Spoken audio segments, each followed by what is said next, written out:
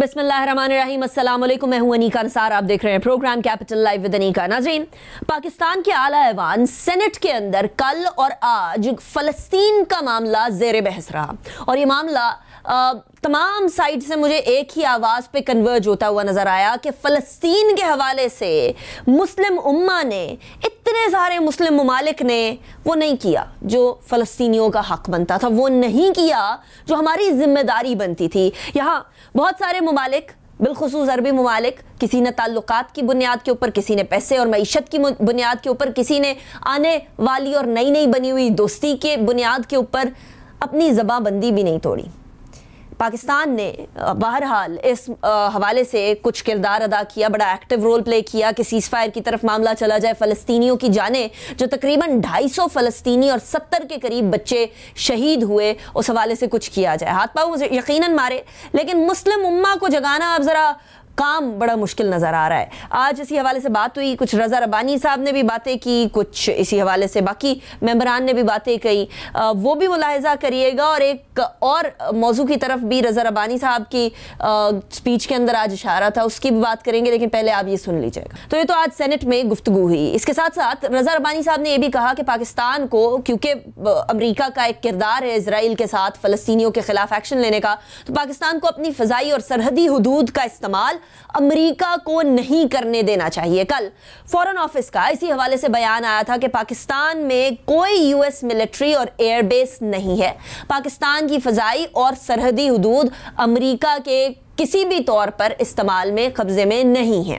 अब इस हवाले से भी बात करेंगे और फिर एट दी एंड हम बात करेंगे पाकिस्तान की मईशत के बारे में, पाकिस्तान की माशी सूरत हाल कैसी होने जा रही है और क्या बेहतरी जो जीडीपी ग्रोथ की फॉर्म में हमें नज़र आ रही है ये आम आदमी तक पहुँचेगी या नहीं। ये एक अहम सवाल है जिस पर बात करेंगे। बजट से क्या तवक्कुआत रखें ये भी डिस्कस करेंगे। मेरे साथ जो मेहमान आज मौजूद हैं उनका मैं तारुफ करवाऊँ। सबसे पहले हारिस खलीक साहब हमारे साथ मौजूद हैं, सीनियर एनालिस्ट, और इनकी आप मुख्तलिफ आर्टिकल्स वगैरह भी पढ़ते रहते हैं। बहुत शुक्रिया हारिस साहब, आपने हमें ज्वाइन किया, प्लेजर हैविंग यू। इसके साथ साथ डॉक्टर वक्कार मसूद साहब हमारे साथ दूसरे सेगमेंट यानी मुआशी सेगमेंट के लिए हमारे साथ मौजूद होंगे, जो कि special assistant to prime minister हैं फाइनेंस एंड रेवेन्यू पे। बहुत शुक्रिया डॉक्टर साहब, आपने भी हमें ज्वाइन किया। फिलहाल मैं ब्रेक की तरफ जाऊंगी, ब्रेक के बाद वापस आएंगे, उसके बाद फिर सियासी गुफ्तगू या मुस्लिम उम्मा की गुफ्तगू की तरफ बढ़ेंगे और उसके बाद फिर हम बात करेंगे मईशत की। See you after the break.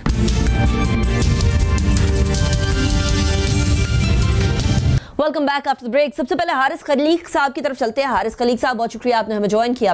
Haris साहब, 2 दिन से सेनेट में फ़लस्तीन के हवाले से डिस्कशन चल रही है और आज तो ये सजेशन दी गई कि जो 41 ममालिक थे, वो जो इस्लामी उम्मा की एक आर्मी बनी थी, आर्म्ड फोर्स बनी थी, उसको कम अज़ कम एटलीस्ट फ़ज़ाई कवर तो देना चाहिए था गाज़ा के फ़लस्तीनियों को, वो भी नहीं दिया। तो अब कम अज़ कम उनकी रीबिल्ड के अंदर ही मदद कर लें। जितनी डिवीज़न हम मुस्लिम उम्मा के ममालिक में देख रहे हैं, कोई दोस्ती की गर्ज से, कोई पैसे के गर्ज से, कोई ताल्लुकात की गर्ज से फ़लस्तीनियों की आवाज़ भी नहीं उठा रहे।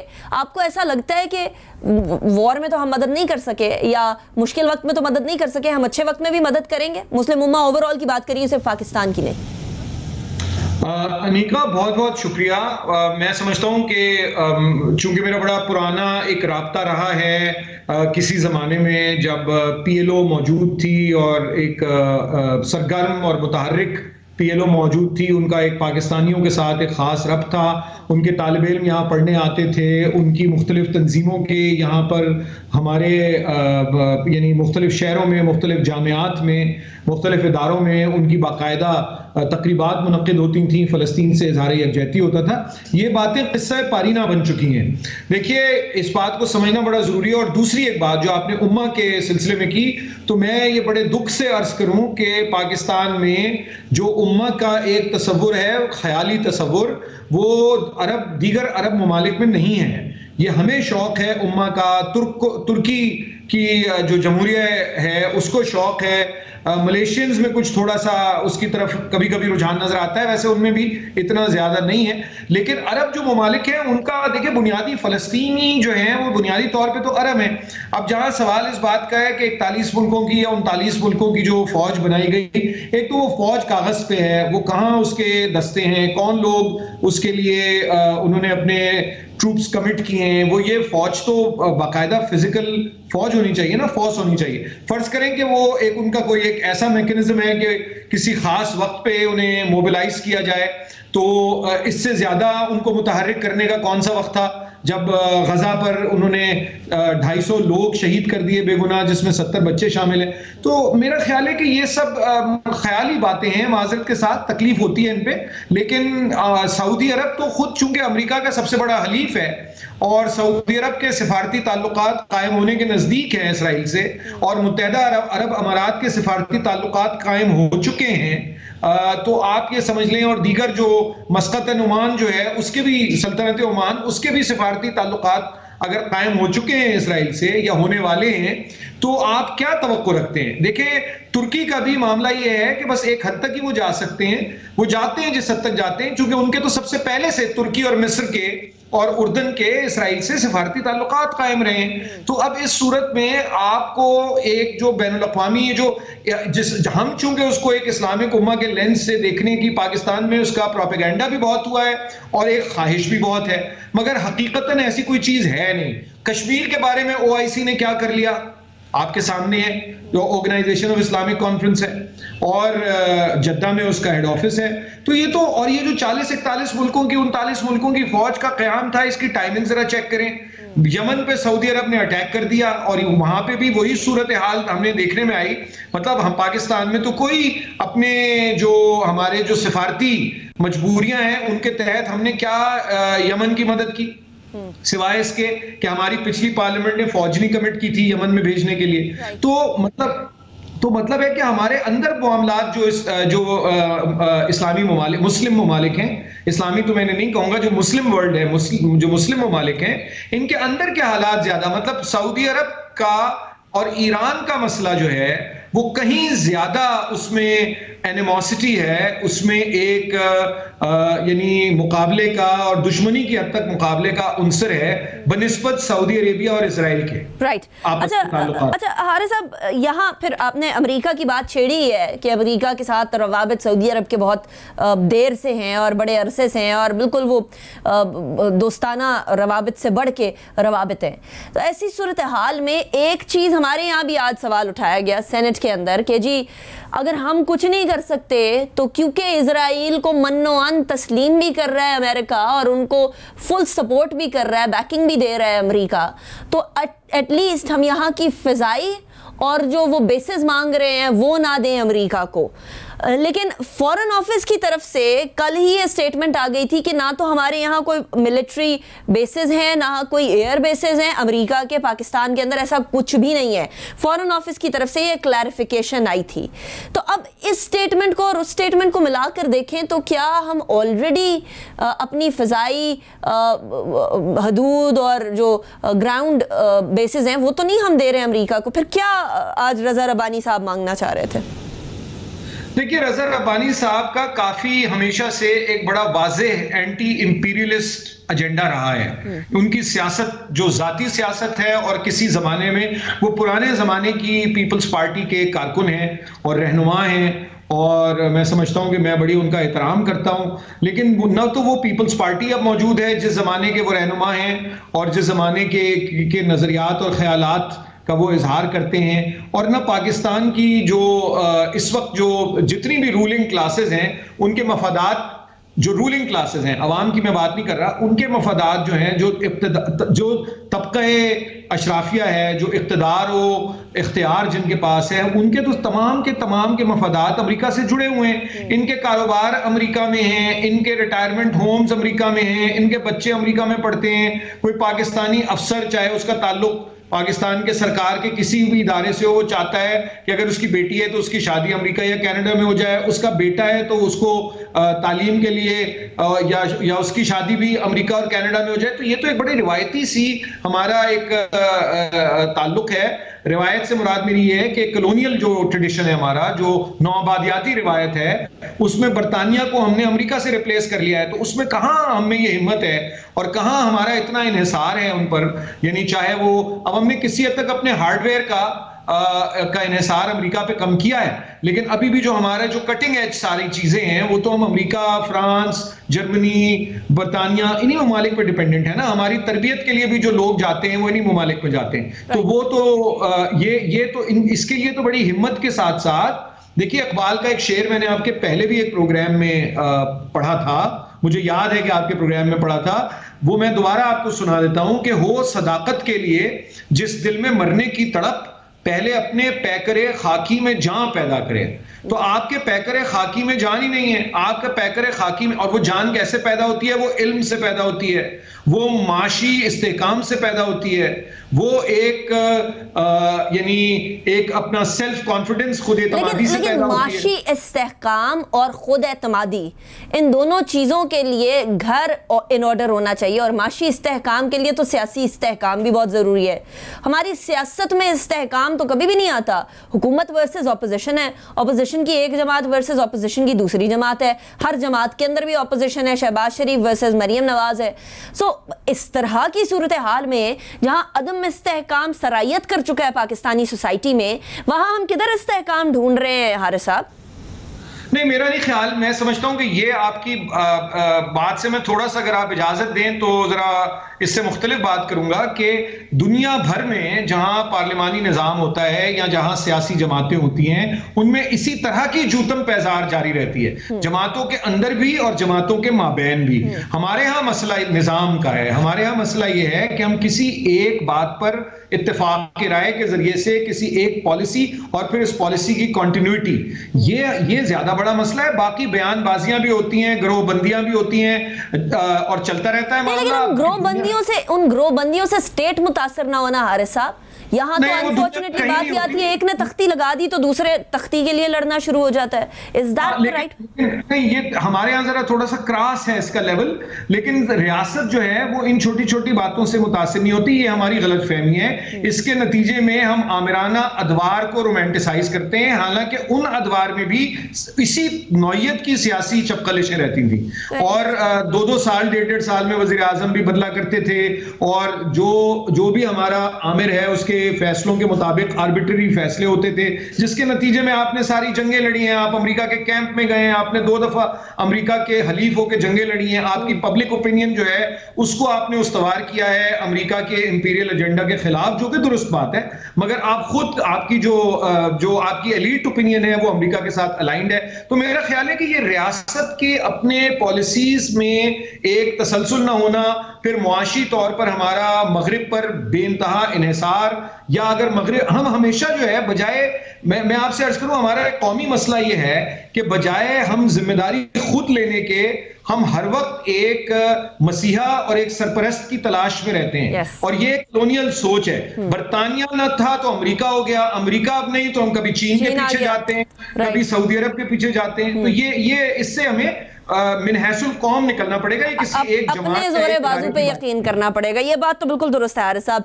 Thank you so much for joining me in my show. अभी हम ब्रेक की तरफ जाएंगे, ब्रेक के बाद कुछ मईशत के अदम इस्तेहकाम की बात कर रहे थे, तो मईशत पे ही बात करेंगे।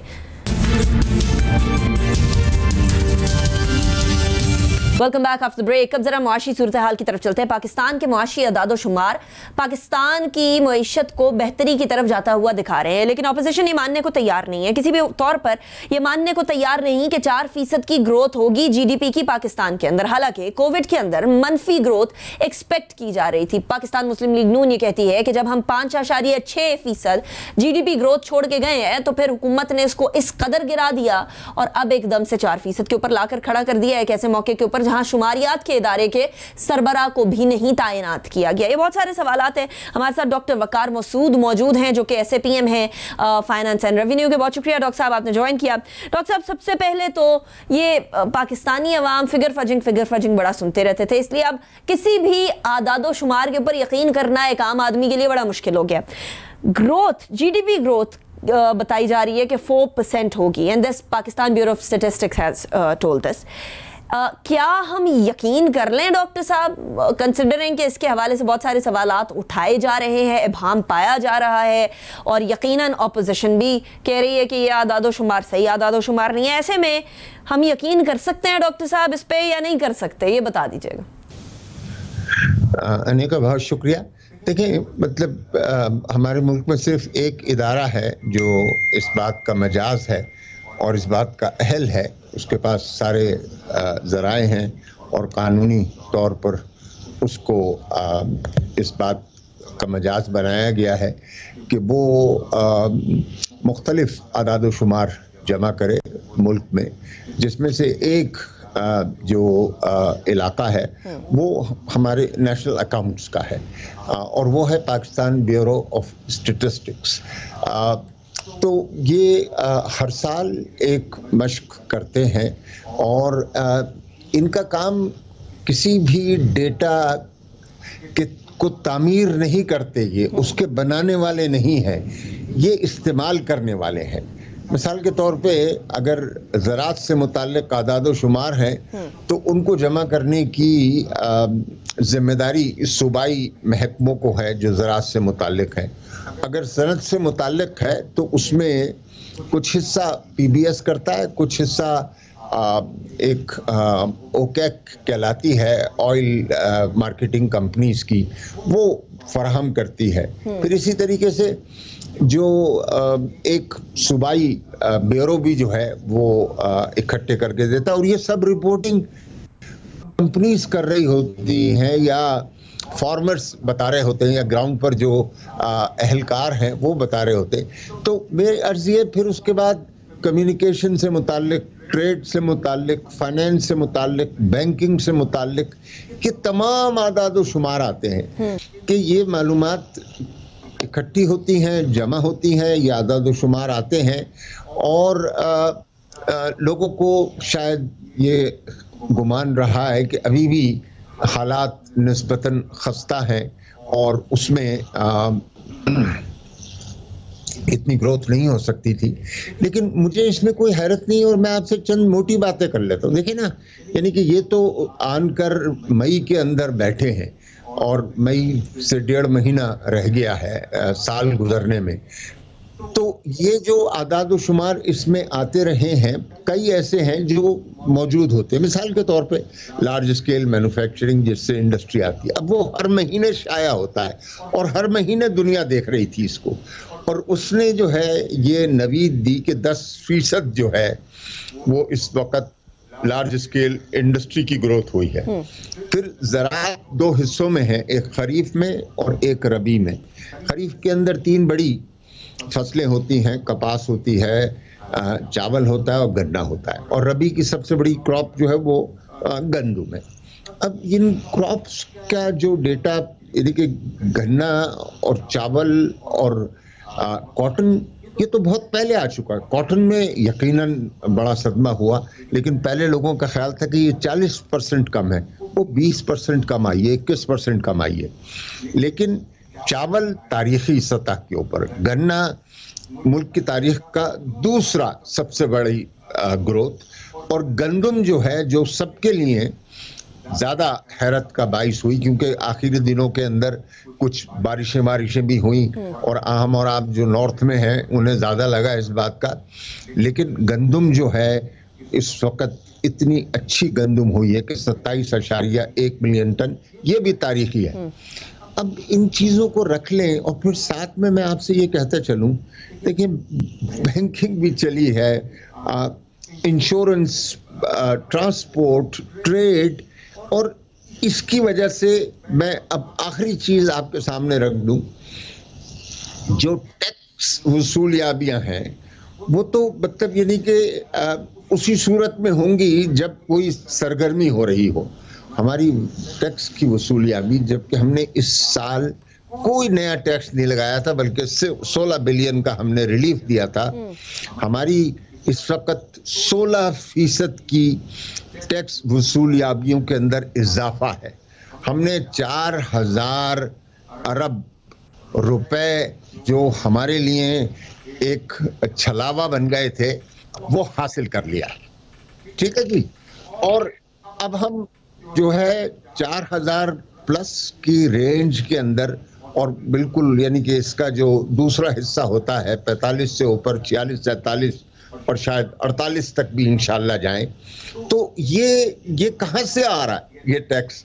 अगर माशी सरगर्मियां हो रही हैं, अगर पैदावार हो रही है, अगर खरीदो फरोख्त हो रही है, फिर हमने कोविड के दिनों के अंदर बहुत सारा पैसा आवाम को दिया और आवाम की प्रोपेंसिटी टू कंज्यूम तो ज्यादा होती है, खुसूसन निचले तबकात की, तो उन्होंने खूब खर्च किया है। लेकिन डॉक्टर साहब, कदम चलाने के लिए माजरत, यहाँ इसका फ्लिप साइड भी पेश की जाती है। वो ये कि एक बड़ा इकोनॉमी का जो हमें बड़े शुरू में रूल सिखाया जाता है वो जी ये कि बिजनेस होगा तो ऑटोमेटिकली रेवेन्यू जनरेशन यानी टैक्स कलेक्शन होगी। कहा यह जाता है कि पाकिस्तान तहरीक इंसाफ की हुकूमत ने टैक्स कलेक्शन की तरफ टैक्स नेट में, और जो लोग टैक्स फाइलर्स थे जब उन्होंने लेट टैक्स फाइल करवाया पिछले साल तो उनको भी टैक्स नेट से निकाल कर उनके ऊपर भी मुख्तलिफ, ज़ाहिर है उन्होंने जो खर्चा किया उसके ऊपर टैक्स ज़्यादा लगा, विद होल्डिंग टैक्स भी ज़्यादा लग रहा था बैंकों की ट्रांजैक्शन से, एंड बिसाइड्स दैट जुर्माना भी ऑफकोर्स 1000 रुपये का रीफाइलर बनने के लिए भरना पड़ा। तो वो सारी चीज़ें भी इधर उधर करके रेवेन्यू जनरेट किया गया। तो बेसिकली ये टैक्स कलेक्शन बिजनेस का नतीजा नहीं थी, ये टैक्स कलेक्शन मुख्तलिफ हरबों का नतीजा थी। इस बात से इत्तफाक या इख्तलाफ किस हद तक करते हैं? नहीं, देखिए वो तो एक बहुत छोटा सा जो है हिस्सा है हमारे इनकम टैक्स के अंदर जो वाकया हुआ। देखिए कानून के मुताबिक काम होना चाहिए ना। अगर आपको 8 दिसंबर की तारीख है और हमने ये सहूलत भी दी आपको कि अगर 8 दिसंबर आपके लिए काबिल कबूल नहीं है, आपके लिए मुश्किल है, तो एक दरखास्त डाल दें और आपको 15 दिन की उसमें तौसीह मिल जाएगी। और हमने 3 लाख लोगों को, ठीक है ना, वरना लोग जो हैं परेशान होते बहुत, 3 लाख लोगों को हमने जो है ये तौसीह दी। अब अगर मैं तौसीह भी नहीं लूंगा, वक्त पे भी नहीं डालूंगा, तो एक पेनल्टी तो लगनी पड़ी। तो वो जब दोबारा आएंगे और चाहते हैं कि ATL में नाम डाला जाए तो सिर्फ 1000 रुपए की बात है। मतलब यानी कि डिसिप्लिन के लिए अगर आप कुछ भी ना